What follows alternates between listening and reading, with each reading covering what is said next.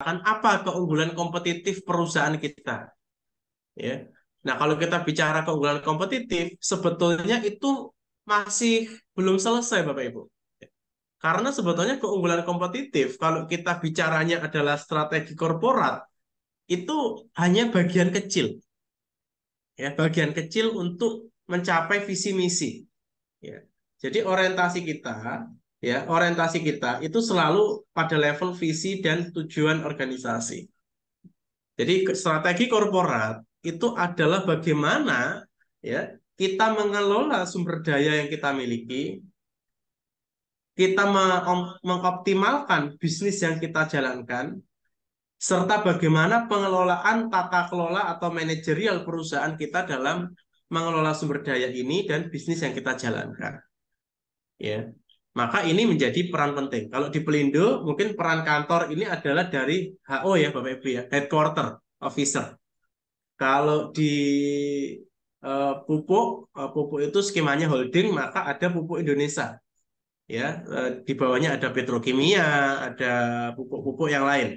Di semen juga gitu, ada semen di berbagai wilayah itu peran kantor perusahaannya ada di Semen Indonesia, misalnya begitu. Nah, jadi tiga komponen ini itu sangat penting, Bapak Ibu, ya, sangat penting. Nah, sekarang kita melihat irisan, ya, irisannya seperti apa?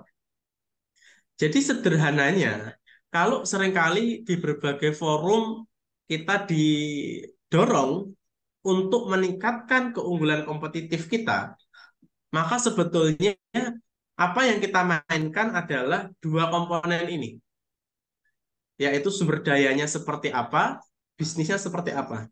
Maka keunggulan kompetitif bisa kita capai. Ya, misalnya kita mau punya bisnis, misalnya kalau di Pelindo, wah kita coba lihat itu di Selat Malaka. Kita merebutkan pangsa pasar di Selat Malaka, berebut sama Singapura dan Malaysia misalnya. Nah, itu adalah bisnis. Lalu apakah sumber daya kita mumpuni atau mampu ketika kita berebut pasar di sana? Maka bicaranya sumber daya. Ya. Jadi keunggulan kompetitif itu adalah sudut pandangnya sumber daya yang kita miliki, kita gunakan untuk mengoptimalkan potensi bisnis yang kita miliki. Maka disitulah keunggulan kompetitif di perusahaan kita yang tidak bisa ditiru oleh perusahaan lain. Gitu ya. Ada yang bermainnya adalah cost leadership. Nah, cost leadership. Ada yang bermain keunggulan kompetitif itu berupa cost focus. Nah, jadi kalau cost leadership itu perusahaan kita punya beban perusahaan atau biaya modal 5M misalnya, ya, perusahaan kompetitor juga sama, modalnya juga 5M, tapi kita multiple kepada revenue itu bisa 3 kali lipat, ya. Artinya kita bisa mendapatkan revenue 15M. Tapi kompetitor itu hanya revenue multiple-nya hanya 2 kali, artinya revenue-nya hanya 10M. Nah, ini yang dimaksud sebagai cost leadership.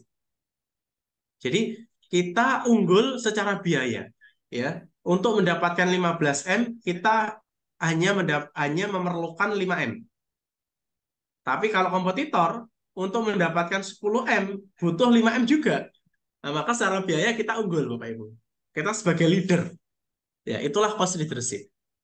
Nah, sekarang kalau kita bicara 2024, ketidakpastiannya itu sangat tinggi, Bapak Ibu. Nah, karena ketidakpastiannya sangat tinggi, maka banyak perusahaan sekarang itu beralih dari cost leadership menuju ke cost focus, ya, menuju ke cost focus. Jadi kalau cost leadership ini pasarnya itu besar, ya Bapak Ibu, ya, pasarnya besar sekali. Kalau cost focus pasarnya semakin kecil. Kita fokus, ya, pasarnya kecil.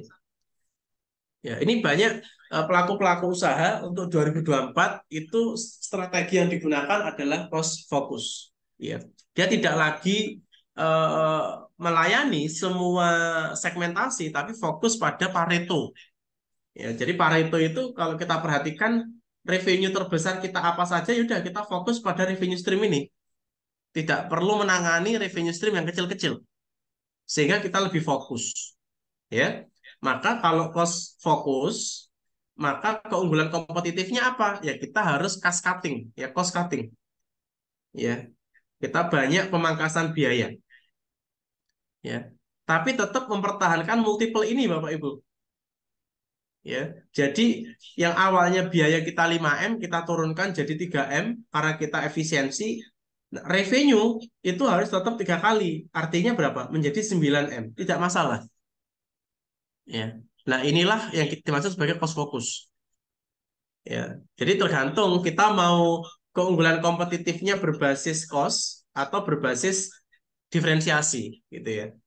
Jadi kalau kita bicara cost untuk keunggulan kompetitif ada dua opsi. Kita mau cost leadership ya atau menjadi cost focus. Tapi ada juga perusahaan-perusahaan misalnya seperti eh, Pizza Hut misalnya. Kalau Pizza Hut itu tidak bicara cost, tapi bicara diferensiasi. Ya, kalau misalnya McDonald itu masih bicaranya cost leadership, Bapak Ibu. Tapi kalau sudah lebih spesifik, kayak Richeese Factory, kemudian Pizza Hut, itu diferensiasi. Ya, kalau mobil mungkin kalau cost itu LCGC, Bapak Ibu ya. Jadi fokus pada cost ya LCGC. Tapi kalau diferensiasi itu sudah bicara keunikan. Misalnya kalau Toyota LCGC-nya apa ya? Apa Agya Ayla ya? Agya itu apa? Daihatsu atau Toyota itu ya. Misalnya Agya atau Ayla. Nah, kalau diferensiasi itu sudah bicaranya Lexus gitu ya.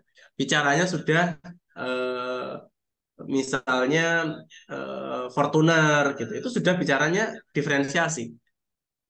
Nah, jadi keunggulan kompetitif kita pastikan perusahaan kita mainnya di mana, ya. Kita mau berbisnis pada komponen cost atau diferensiasi. Nah, kalau kita bicara cost, apakah sumber daya kita mampu? Ya, biasanya kalau bicara skema industri, Bapak Ibu, pelaku-pelaku usaha yang bermain pada cost itu sumber daya yang paling kuat adalah supplier, ya, bahan baku. Itu yang harus dikuasai. Jadi bisnis retail seperti mie instan misalnya. Maka sumber daya unggulnya apa? Kalau kita sukses bisnis mie instan, tepungnya Bapak Ibu. Ya. Kalau kita bisnis mie instan, tapi kita tidak menguasai supplier tepung, kita nggak akan bisa menghemat biaya. Karena komponen terbesarnya di situ. Ya. Nah, jadi ini keunggulan kompetitif. Kita mau bermain di mana? Nah, gitu. Nah, bisa cost, bisa diferensiasi. Nah, berikutnya, di dalam korporat strategi, selain keunggulan kompetitif, yang perlu kita pikirkan juga adalah koherensi. Koherensi itu bagaimana kita mengelola sumber daya yang kita miliki dengan strategi atau kebijakan kantor pusat itu harus ketemu, gitu ya. Kadangkala kita punya sumber daya yang banyak, tapi kebijakan di kantor pusat kita tidak mau ekspansif misalnya, ya koherensi tidak akan tercapai. Ya. Kita punya, anggaplah punya lahan yang lebar, ya lahan yang luas, tapi kebijakan kita harus sewa lahan perusahaan lain. Nah ini kan tidak koherensi Bapak Ibu. Apakah ada kebijakan seperti itu? Banyak ya Bapak Ibu ya. Kita punya sumber daya melimpah, tapi kita impor. Wah, ini kan tidak koherensi. Ya, kita punya modal dalam artian capital expenditure kita besar, tapi kita tidak investasi untuk beli truk. Misalnya kita perusahaan logistik ya. Kita tidak mau investasi atau pengadaan kendaraan, tapi lebih baik kita sewa. Padahal kita punya uang dan ini perusahaan logistik misalnya. Nah, ini tidak koherensi. Ya. Jadi kita harus tahu sumber daya yang kita miliki apa. Jadi selain keunggulan kompetitif dan koherensi, kita juga ada yang ketiga adalah pengendalian.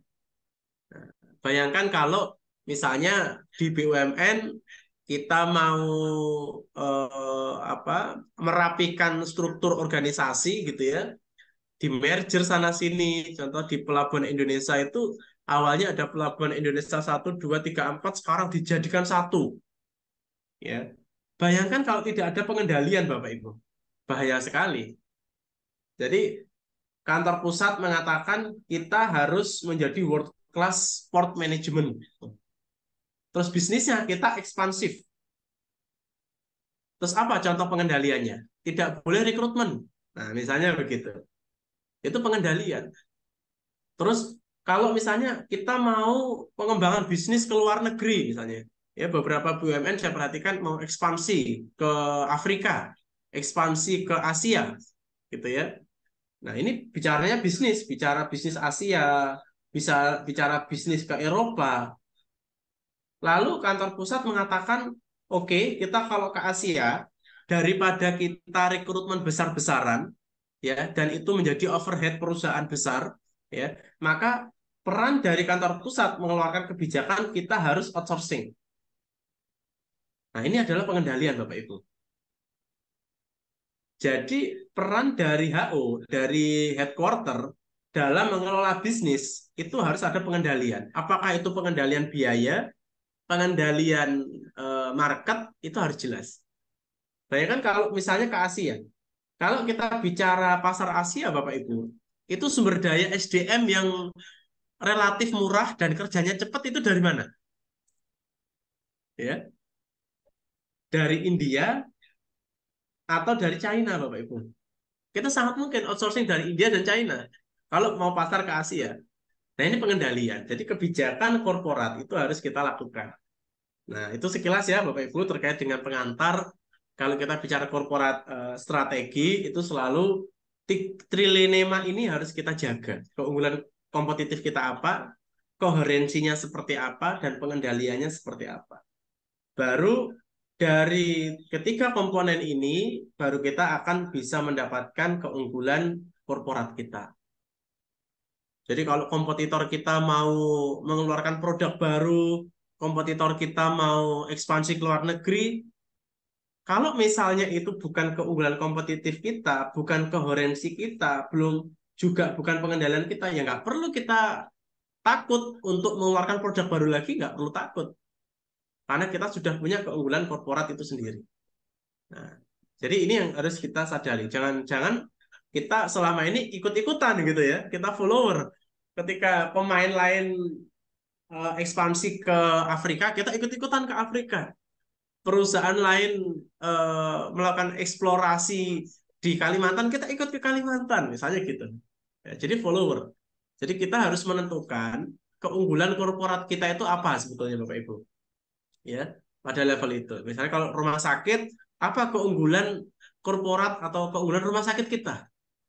Ya, apakah pada sistem biayanya, artinya dengan layanan yang sama dengan rumah sakit yang lain, kita pastikan kita paling hemat, ataukah layanannya? Jadi kita ada layanan jemput di rumah. Orang datang tidak perlu antri. Orang datang nggak bawa dompet tidak masalah karena bisa pakai nomor asuransinya. Itu layanannya. Jadi apakah kita mau bermain di mana? Itu harus kita pikirkan ya, supaya kita bisa bersaing dengan baik.